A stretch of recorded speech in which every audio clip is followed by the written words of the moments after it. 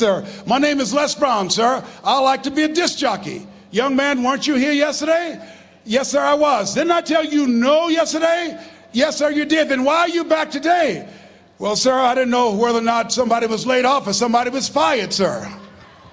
Nobody was laid off or fired. Now, get on out of here. I came back the next day. Hello, Mr. Butterball. How are you, sir? My name is Les Brown, sir. I like to be a disc jockey. I know what your name is. Weren't you here the last 2 days? Yes, sir, I was. Didn't I tell you no the last 2 days? Yes, sir, you did. Why are you back? Oh, sir, I didn't know whether or not someone got sick or someone died, sir. No one got sick or died. No one was laid off or fired. Now, don't you come back here again. I came back the next day talking loud, looking happy like I was seeing him for the first time. I said, hello, Mr. Butterball, how are you? He looked at me with rage. He says, go get me some coffee. I said, yes, sir.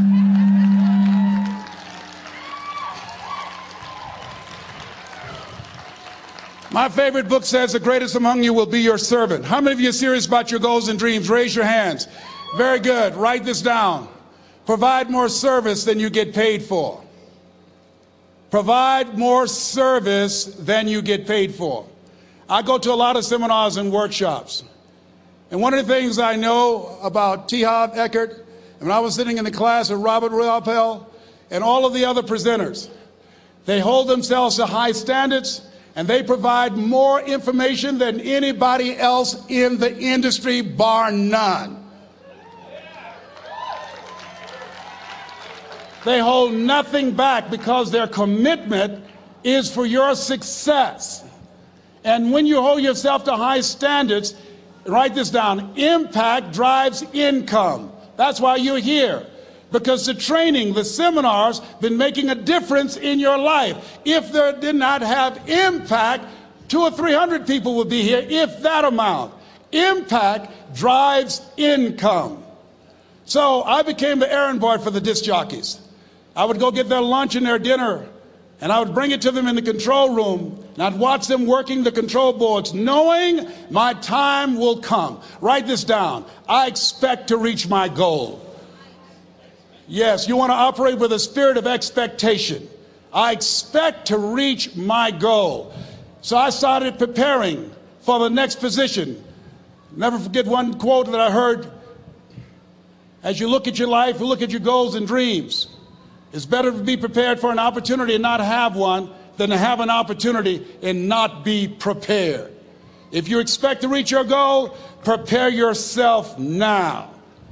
And so then pretty soon, the guys at the station, they begin to take a liking to me. Write this down. Build relationships. As you're aware, people deal with people that they know, like, and trust.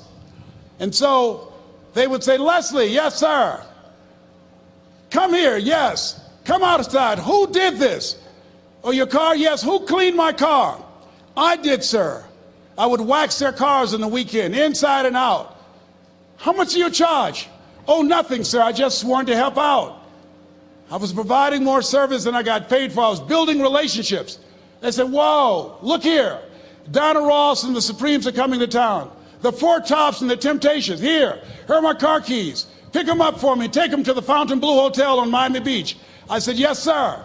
I would drive them all over Miami Beach in their big, long Cadillacs. I didn't have any driver's license, but I was driving like I had some. Then one day, it was a Saturday afternoon, a disc jockey by the name of Rockin' Roger was drinking while he was on the air. It was a Saturday afternoon, and I was the only one there. Rockin' Roger got so drunk, he could not complete the show. He started slurring his words. He's about to fall off the chair. And there I was, looking at him through the control room window, walking back and forth, young, ready, and hungry. I was saying, drink, Rock, drink. Drink, Rock. I'd have gone and get him some more if he'd asked me to. Then pretty soon the phone rang. It was the general manager, and I answered the phone. I said, hello? He said, young boy, this is Mr. Klein. I said, I know. He said, Rock can't finish his program. I said, I know. He said, would you call one of the other DJs in? I said, yes, sir. I said to myself, he must be think I'm crazy. I called my mom and my girlfriend, Cassandra, said, y'all come out on the front porch and turn up the radio. I'm about to come on the air.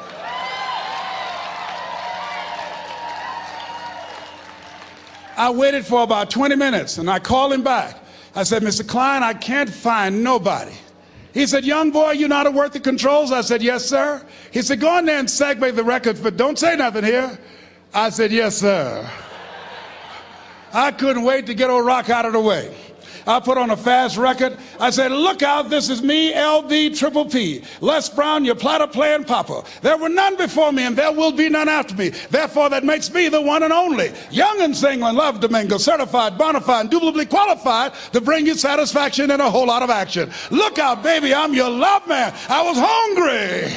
I was hungry. Get old man a round of applause. I was hungry. I was hungry. You got to be hungry. Shake someone's hand on your right and left all around you and say, you got to be hungry. You got to be hungry. To get those dreams out of your head and step into your greatness, you got to be hungry. To get those ideas, that talent, that gift out of your system, you got to be hungry.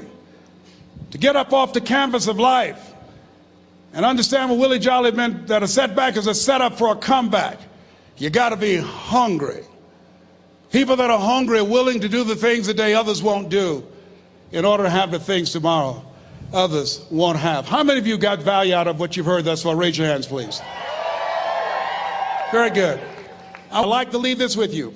I don't know what your goals are. I don't know what you want to do. Here's what I know about you. You have greatness within you. Here's what I know about you. I can help you to live full and to die empty. I can show you what I've learned. If anybody told me that I would be doing what I'm doing now, I leave here today, I go to New Orleans and speak there, then I'll be flown to Barcelona. If anybody told me, given my circumstances, born in an abandoned building on a poor section of Miami, Florida, called Liberty City, both my birth parents stood up and said, hello, son, I would not know either one.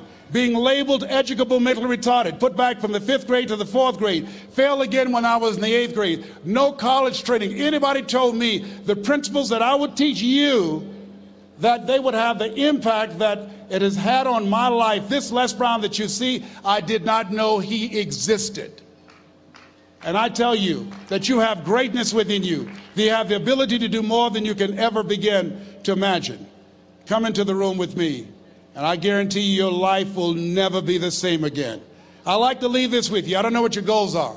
Mine is to find a cure to autism. Mine is to find a cure to breast cancer and to prostate cancer. Mine is to work with our youth and to reduce the recidivism rate in our prisons and help young people learn how to become an asset to our society rather than a liability. Mine is to train speakers to become great communicators, to speak from their heart, not their heads, and teach them how to impact and create a new conversation so people can see the possibilities of life and overcome the possibility blindness that held me hostage for 14 years. I don't know what your goals are, but here's what I know about you, and I don't know you. You've got greatness within you. And I like to leave this with you, something my mother used to love to hear me say. Leslie, yes ma'am, mama. Say that thing for me, boy, that makes me feel good. I dedicate this to you, to the greatness in you, and to the dream that you showed up on the planet to produce. And it's simply this. If you want a thing bad enough to go out and fight for it, to work day and night for it, to give up your time, your peace, and your sleep for it. If all that you dream and scheme is about it, and life seems useless and worthless without it, and if you gladly sweat for it and fret for it and plan for it, and lose all your terror of the opposition for it, and if you simply go after that thing that you want with all of your capacity, strength and sagacity, faith, hope, and confidence, and stern pertinacity, if neither cold poverty, famish, or gulf, sickness or pain, or body and brain can keep you away from the thing that you want, if dogged and grim you besiege and beset it, with the help of God you'll get it. God bless you. God bless your dream. God bless peak potentials. God bless America. Thank you very much.